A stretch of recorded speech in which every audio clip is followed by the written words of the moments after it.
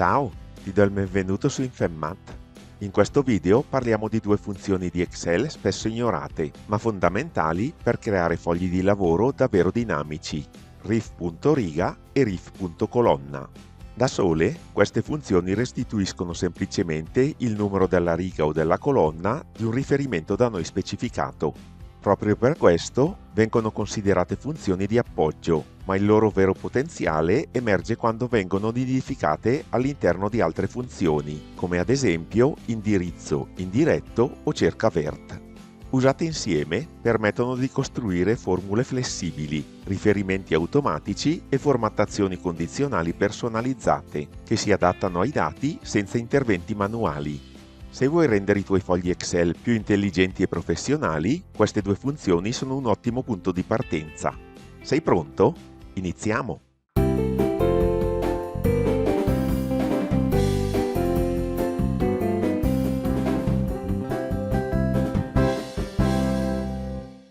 Quando clicco in una cella del foglio di lavoro e voglio individuare la sua riga di appartenenza, posso utilizzare la funzione rif.riga, la cui sintassi è molto semplice e prevede un solo argomento facoltativo.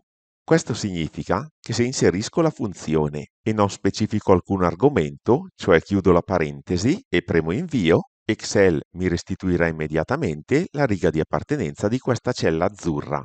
La funzione si adatta immediatamente alla nuova posizione quando la cella viene spostata e la stessa cosa capita quando una selezione viene copiata e incollata in un'altra area del foglio di lavoro. Come già detto, questa funzione è molto utile quando si vogliono costruire riferimenti dinamici all'interno di altre funzioni, ma è utile anche quando il riferimento è molto spostato verso destra nel foglio di lavoro e non riusciamo a identificare con precisione la riga di appartenenza di una cella, oppure quando le intestazioni di riga e di colonna non sono visualizzate, poiché, soprattutto per motivi di spazio, abbiamo deselezionato il flag su Intestazioni nel menu Visualizza. Un'altra funzione molto utile che esegue la stessa operazione sulle colonne è rif.colonna, la cui sintassi prevede, come nel caso precedente, un solo argomento facoltativo. Inserendo nella cella di colore rosa la funzione rif.colonna e chiudendo la parentesi senza inserire argomenti, premendo invio individuiamo immediatamente il numero della colonna di appartenenza della cella rosa. Questo numero si adatta immediatamente quando spostiamo la selezione, oppure, come già mostrato in precedenza, quando copiamo la selezione e la incolliamo in un'altra zona del foglio di lavoro. A cosa serve l'argomento facoltativo dunque? Serve ad individuare il numero di riga o di colonna di una cella esterna. Per individuare il numero di righe di colonna di questa cella verde, posso utilizzare la funzione rifriga e come riferimento selezionare la cella verde, chiudere la parentesi e premere invio. Eseguo ora la stessa operazione con la funzione rif.colonna, seleziono la cella verde e premo invio. La cella si trova in riga 20, colonna D, cioè colonna numero 4. Spostando questo riferimento verde, le due formule si adattano immediatamente alla nuova posizione. Vediamo ora alcune applicazioni pratiche. Con la funzione rif.riga possiamo creare una numerazione progressiva dinamica. La numerazione presente in colonna A, come puoi notare qui nella barra della formula, è una numerazione statica, cioè i numeri sono fissi. La numerazione presente in colonna B è invece dinamica. Cancellando alcune righe del foglio di lavoro, CTRL-, la numerazione presente in colonna A presenta un salto, mentre la numerazione presente in colonna B rimane una numerazione progressiva. Per creare una numerazione di questo tipo, devi procedere in questo modo. Devi posizionarti in cella B9, inserire la funzione rif.riga senza argomenti, quindi chiudi subito la parentesi tonda, e siccome questa funzione restituirà come risultato 9, dovrai sottrarre 8 e dunque meno 8 per riportare il conteggio all'1. A questo punto potrai trascinare la formula verso il basso ed ottenere la numerazione progressiva dinamica.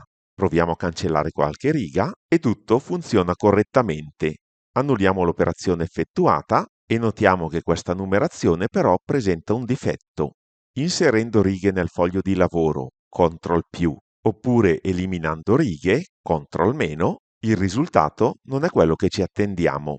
Annulliamo dunque le operazioni effettuate e apportiamo una piccola modifica alla nostra formula. Al posto di sottrarre 8, possiamo utilizzare nuovamente la funzione rif.riga, in modo che anche il valore 8 diventi dinamico. Selezioniamo come argomento la cella che si trova immediatamente sopra la formula. Blocchiamo il riferimento mediante il tasto F4, chiudiamo la parentesi e premiamo Invio.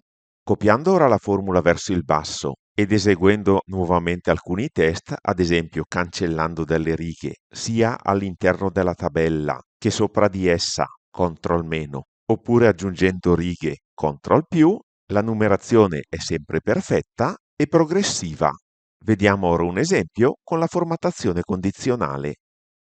Quando vuoi formattare automaticamente un intervallo di celle utilizzando colori personalizzati senza utilizzare le tabelle di Excel, ti può tornare utile la funzione rif-riga. Ad esempio, in questo intervallo, cancellando la riga numero 6, CTRL-, l'allievo 5 viene eliminato, come puoi notare qui dalla numerazione, ma l'intervallo si riformatta automaticamente a righe alternate evidenziate. In colonna A ho volutamente inserito una numerazione statica per mostrarti l'eliminazione della riga. In seguito potremo inserire la numerazione dinamica vista in precedenza. Annulliamo l'operazione effettuata e vediamo come si può ottenere tale formattazione. Innanzitutto ti introduco la funzione resto che ti spiegherò nel dettaglio in un prossimo tutorial.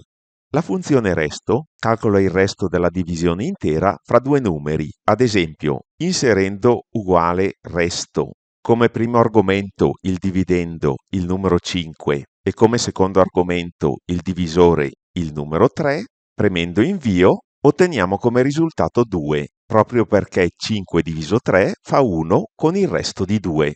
Ad esempio inserendo come dividendo 10, 10 diviso 3 fa 3 con il resto di 1.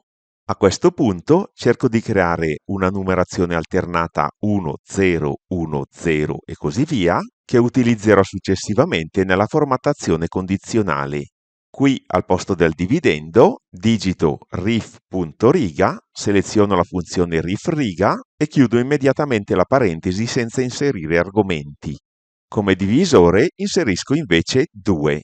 Dividendo il numero di riga per 2, siccome la cella in cui è stata inserita la formula è proprio nella riga 2, il resto della divisione sarà 0. Premendo invio ottengo infatti 0. Trascinando invece la formula verso il basso, nelle righe dispari avrò come risultato 1 e nelle righe pari avrò come risultato 0. Ti mostro ora la formattazione condizionale inserita. Dopo aver selezionato l'intervallo di celle A2-B23, nella scheda Home clicca su Formattazione condizionale e successivamente su Nuova regola, selezionando infine l'ultima opzione Utilizza una formula per determinare le celle da formattare. Inserisci poi in questo campo la regola appena descritta e uguaglia il suo valore a 0. In questo modo, le righe dell'intervallo selezionato, in cui il valore della formula è uguale a 0, assumeranno il colore stabilito utilizzando le opzioni che ci vengono proposte cliccando sul pulsante Formato. Io ho selezionato la scheda Riempimento, ho cliccato sul pulsante Altri colori e ho selezionato il giallo chiaro, premendo successivamente su OK, OK e ancora OK. Per quanto riguarda invece il verde chiaro, ho cliccato di nuovo sul pulsante Formattazione condizionale, Gestisci regole, ho cliccato sulla regola appena inserita e l'ho duplicata mediante questo pulsante. Dopo aver ottenuto una regola identica alla precedente, l'ho selezionata, ho cliccato su Modifica regola, al posto di uguale a 0 ho digitato uguale ad 1 e dopo aver cliccato sul pulsante Formato, nella scheda Riempimento ho selezionato altri colori ed ho selezionato il verde chiaro, confermando successivamente con OK, OK e OK. In questo modo, tutte le celle con numero di riga dispari, poiché il resto della divisione per 2 è uguale a 1, saranno di colore verde chiaro. Vediamo ora due applicazioni pratiche della funzione rif colonna. I dipendenti di un'azienda sono stati suddivisi in 6 gruppi, numerati da 1 a 6. Vorrei poter eliminare alcuni gruppi, ad esempio 2 gruppi, cioè 2 colonne, CTRL-, facendo in modo che la numerazione dei gruppi rimanga progressiva. annullo le modifiche effettuate e ti mostro la formula già inserita.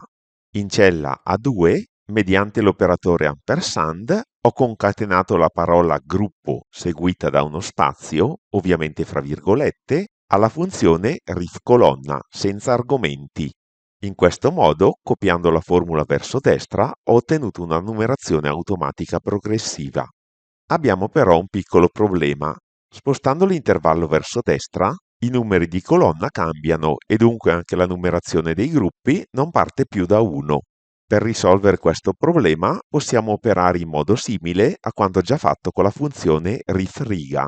Qui nella formula iniziale possiamo posizionarci alla fine e sottrarre la funzione rif.colonna selezionando come argomento una qualsiasi cella della prima colonna, magari la stessa cella A2, digitando successivamente il tasto F4 per bloccare il riferimento.